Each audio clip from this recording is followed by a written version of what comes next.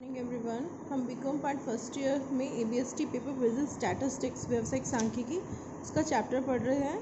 Statistical averages सांख्यिकी माध्य।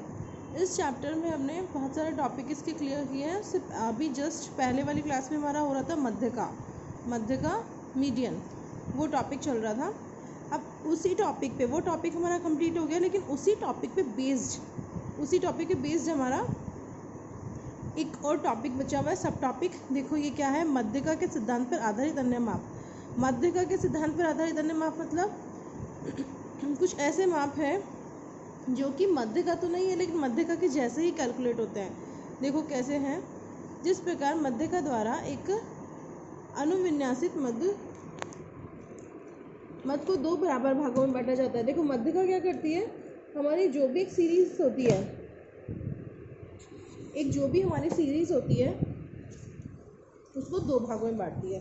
ये टॉपिक यहाँ पे नोट्स में है, ये मैं बुक से पढ़ा रही थी, नोट्स में देखते हैं हम। जिस प्रकार मध्य का समंग श्रेणी को दो बराबर भागों में बांटती है, कितने दो बराबर भागों में बांटती है, उसी प्रकार उस श्रेणी को 4 भागों में, 5 भागों में, 8 भागों में, 10 भागों में और 100 बराबर भागों में भी बांटा जा सकता है। कैसे, देखो एग्जाम्पल से देखते हैं हम।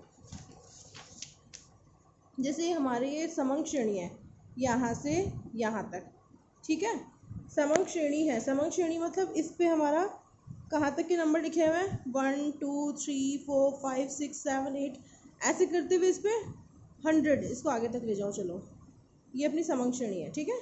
ऐसे करते हुए इसमें 100 तक की गिनती लिखी हुई है, ठीक है। अब इसका जो बीच का बिल्कुल मिड में जो नंबर आएगा, ठीक है, वो क्या होगा हमारा m। 1 से 100 के बिल्कुल बीच में जो भी नंबर आया वो है हमारा m। तो ये क्या हुआ, m मतलब मध्य का। ये क्या करती है, एक समंग श्रेणी को, एक पूरी सीरीज को दो भागों में बांटती है, first part and second part. मध्य का मतलब ये पढ़ रहे थे हम, जो बिल्कुल मध्य में हो, वो मूल्य जो बिल्कुल मध्य में हो उसी को मध्य का कह रहे थे। इसी प्रकार से क्या हो सकता है, उसी श्रेणी को 4 भागों में बांटा जा सकता है, 5 में बांटा जा सकता है, 8 में भी, 10 में भी, 100 में भी, इस तरह से बांटा जा सकता है। देखो अगर हम 4 में बांटते हैं तो 4 में बांटने, अगर हम m इसे बांटते तो 50-50% हो जाएगा। 50% यहाँ पे है और इसका 50% यहाँ पे है, ठीक है। m में बांट रहे तो 50% यहाँ पे है और 50% यहाँ पे है।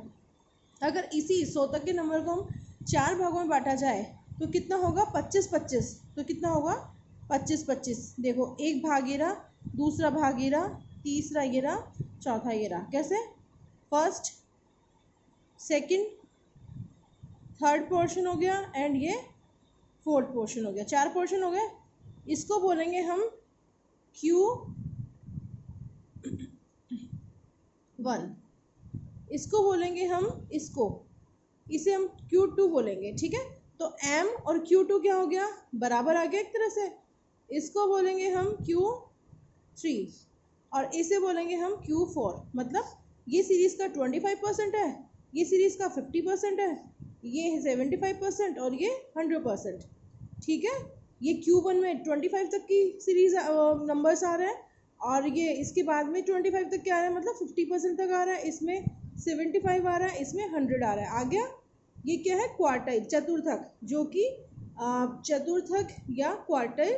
ये क्वार्टाइल वो होता है जो एक पूरी समंग श्रेणी को 4 भागों में बांटता है, ठीक है। इसी तरह से अपना क्या हुआ, m और ये Q2, ये दोनों इक्वल आ गए, ठीक है।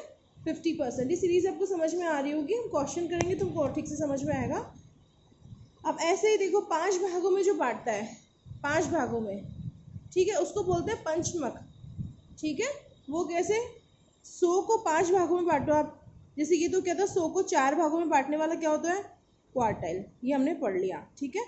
ये 100 को 5 भागों में बांटने वाला होता है, ये हो रहा है हमारा पंचमक कहला रहा है, ठीक है। क्विंटाइल्स हो जाएगा ये हमारा क्विंटाइल्स। तो ये क्या होगा, ये करेगा 25%। जैसे 20%। 100 को 5 भागों में बांटे तो कितना आता है, 20%। 100 में 4 का भाग दिया था तो 25%।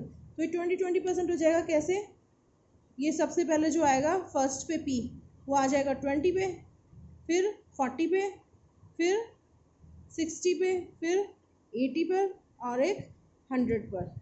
ठीक है, इस तरह से आ गया। इसी तरह से आप क्या कर सकते हो, इसको 8 भागों में बांट सकते हो। 100 को 8 भागों में बांटेंगे तो क्या आएगा 12.5%। ठीक है, इसी तरह से इसकी हो जाएगी सीरीज। और अगर इसको 100 भागों में बांट रहे हो, 100 भागों में बांट रहे हो, इसको तो बोलेंगे ऑक्टाइल। ठीक है, ऑक्टाइल्स, और इसको बोलेंगे और हाँ ये हो जाएगा अपना परसेंटाइल। परसेंटाइल ये कैसे आएगा, 1%, 2%, 3%, कैसे भी बांट सकते इसको। इसी तरह से अगर हम 10 भागों में बांट तो इसको बोलेंगे डिसाइल। ठीक है, 10 में से ये से भाग गया तो 10%, तो 10, 20, 30, 40, 50, 60, 70, 80, 90 एंड 100% तक आ जाएगा। ये भी क्या आएगा 100% तक आ जाएगा। तो ये आपको आ गया समझ में कि किस तरह से एक समंग श्रेणी को हम इन जो भी है अपने पास अदर मेजर्स है जो मध्यका के जैसे ही कैलकुलेट होंगे उनसे हम इस तरह से सीरीज़ को बांट सकते हैं। ठीक है, तो मध्यका के जैसे ही अदर मेजर्स कैलकुलेट होंगे उसके लिए फार्मूला है, वो कैसे है हम देखते हैं। जिसको मध्यका ठीक से समझ में आ गया उसको चैप्टर ये वाला टॉपिक समझने में कोई दिक्कत नहीं आएगी, और जिसको नहीं समझ में आया उनको वीडियो लेक्चर रिपीट करके पढ़ना पड़ेगा, और कोई प्रॉब्लम हो तो आप पूछ सकते हैं। देखो ये है अपना ये जो टॉपिक था वो, ये चतुर्थक, ये पंचमक, अष्टमक, ये आप पढ़ सकते हैं इसमें नोट्स में, दशमक और ये शतमक। ठीक है, ये सारा आप नोट से पढ़ लेना। देखिए अब इसमें दे रखा है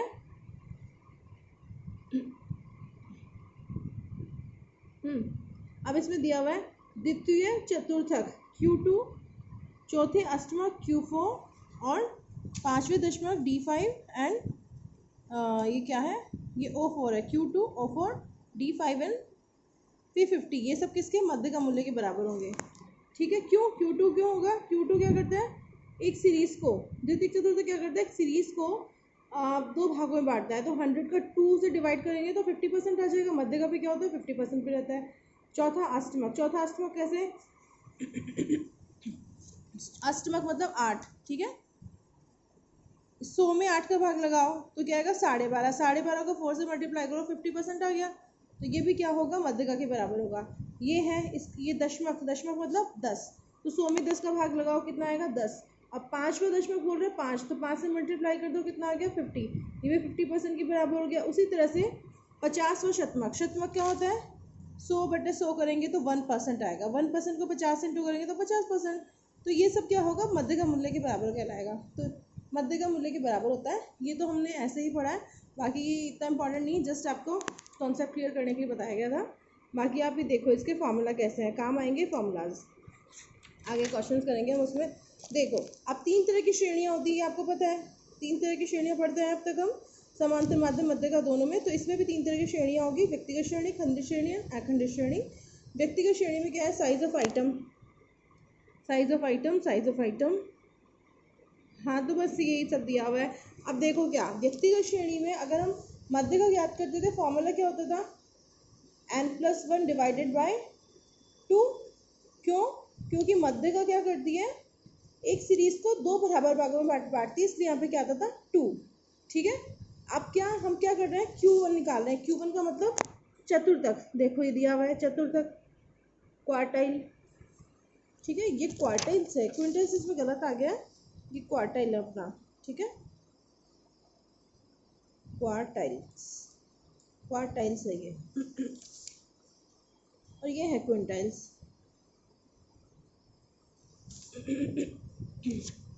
अब व्यक्तिगत श्रेणी है, Q1 आ गया, Q मतलब चतुर्थक, तो एक सीरीज को 4 भागों में बांटता है, वो 25% के हिसाब से भी अपने देखा था, तो यहाँ पे डिवाइडेड बाय 4 करेंगे। खंडित श्रेणी में भी सेम फॉर्मूला होता है। अखंडित श्रेणी में पहले तो क्या करते हैं स्मॉल m फाइंड आउट करते थे, वैसे यहाँ पे स्मॉल q1 फाइंड आउट करेंगे। ठीक है, फिर स्मॉल q1 आते ही हम मध्य का जैसा फॉर्मूला लगा देंगे, यहाँ पे स्मॉल m आता था वहाँ पे स्मॉल q1 आ जाएगा, बाकी फॉर्मूला एज इट इज है। ठीक है, Q1 कैलकुलेट करने का मेथड।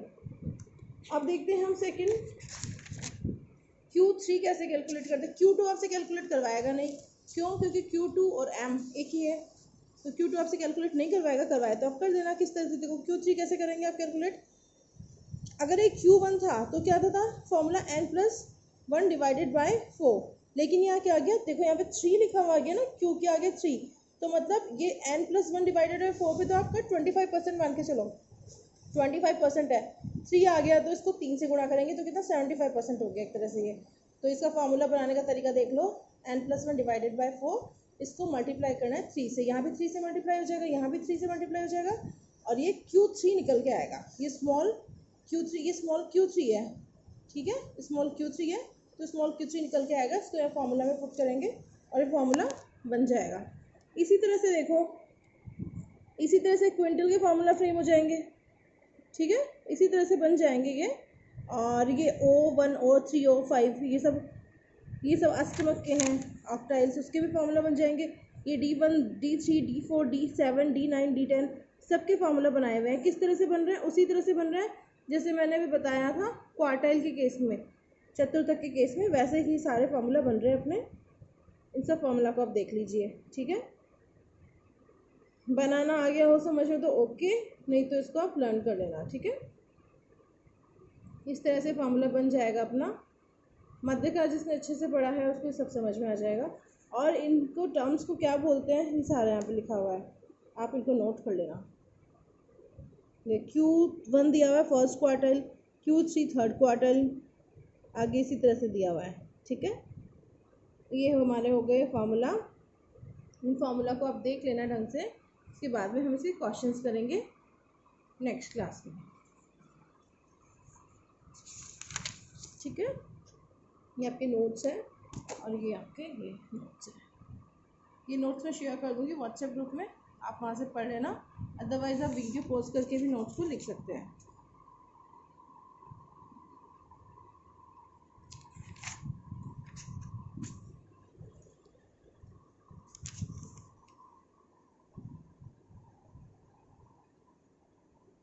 Okay, thank you.